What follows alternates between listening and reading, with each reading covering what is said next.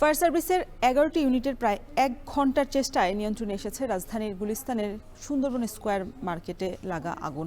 এই মুহূর্তে সেখানে আছেন সহকর্মী সাজিদ আরাফাত। আমরা সরাসরি চলে যাচ্ছি সেখানে। সাজিদ, আগুনে মার্কেটের কি ক্ষতি হয়েছে আর আগুন লাগার কারণ জানতে পেরেছেন কিনা?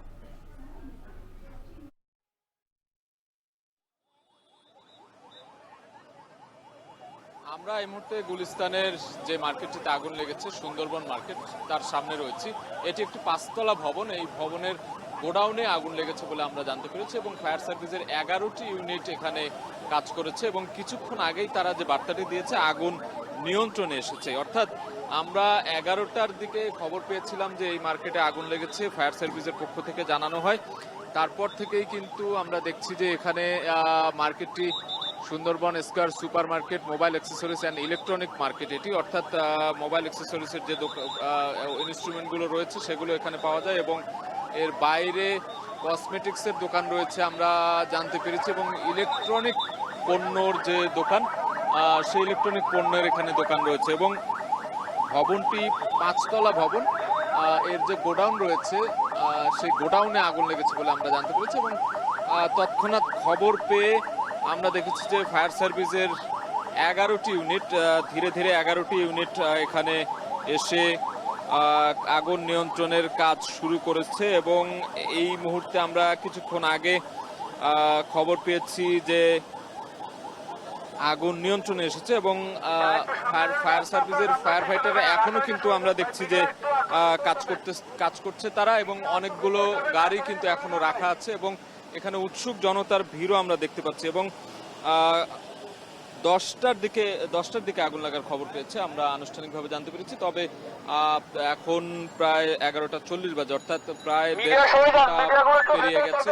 এখনো কিন্তু এখানে মার্কেটের যে দোকানগুলো রয়েছে নিচতলায় আমরা দেখতে পাচ্ছি সেগুলো বন্ধ রয়েছে এবং আগুন লাগার ঘটনায় আতঙ্কিত হয়ে সবগুলো বন্ধ রাখা হচ্ছে এবং যে জায়গায় আগুন লেগেছে সেই জায়গাটি আমরা এখনো ভেতরে প্রবেশ করতে পারিনি। হয়তোবা ভেতরে প্রবেশ করলে আমরা সেই জায়গাটি দেখানোর চেষ্টা করব এবং একটু দেখাতে চাই আশেপাশে উৎসুক জনতার ভিড়। গুলিস্তান একটি ব্যস্ত এলাকা আমরা জানি এবং এই ব্যস্ত এলাকার মধ্যে আগুন লাগার পরপরই আমরা দেখতে পাচ্ছি যে এখানে উৎসুক জনতা ভিড় করেছে এবং পুরো রাস্তাটিতে যানজট তৈরি হয়ে গেছে এবং এখানে যারা স্বেচ্ছাসেবক দল রয়েছেন, স্বেচ্ছাসেবক বাহিনী, আমরা তাদেরকে দেখছি যে তারা নিয়ন্ত্রণে আনার চেষ্টা করছেন এবং আমরা দেখছি বিজিবির একটি টিম এখানে আইন শৃঙ্খলা পরিস্থিতি নিয়ন্ত্রণে রাখার জন্য কিন্তু এখানে তারা টহল দিচ্ছেন। কিছুক্ষণ আগে দেখেছি আমরা 1 প্লাটুন বিজিবি এখানে এসেছে। 1 প্লাটুন না, 2 প্লাটুন হবে সম্ভবত। 2 প্লাটুন বিজিবি এখানে এখানে নিয়োজিত করা হয়েছে। তারা এই যে এখানকার যে পরিস্থিতি সেই পরিস্থিতি নিয়ন্ত্রণে আনার চেষ্টা করছে এবং এই মার্কেটের সামনে যে সড়কটি রয়েছে এবং এই যে এখানে গুলিস্তান থেকে সদরঘাট যাওয়ার যে ব্যস্ত সড়ক, সেই ব্যস্ত সড়কে কিন্তু অনেক যানবাহন চলাচল করে। আমরা দেখি যে সব সময় এই রাস্তাটি ভিড় লেগে থাকে। সেই ভিড় এবং যানজট নিয়ন্ত্রণের জন্য এখানে আমরা দেখছি এই মুহূর্তে তৎপরতা চলছে এবং এখানকার এই যে উৎসুক মানুষকে সরিয়ে দিয়ে এখানে আমরা দেখছি আইন শৃঙ্খলা রক্ষাকারী বাহিনী রাস্তায় অবস্থান করছে এবং ফায়ার সার্ভিসের গাড়িগুলো আমরা দেখতে পাচ্ছি। বেশ কয়েকটি ইউনিট এখনো এখানে রয়ে গেছে। এর ঠিক পাশেই যে ভবনে আগুন লেগেছে সেই ভবনের ঠিক পাশেই কিন্তু ফায়ার সার্ভিস।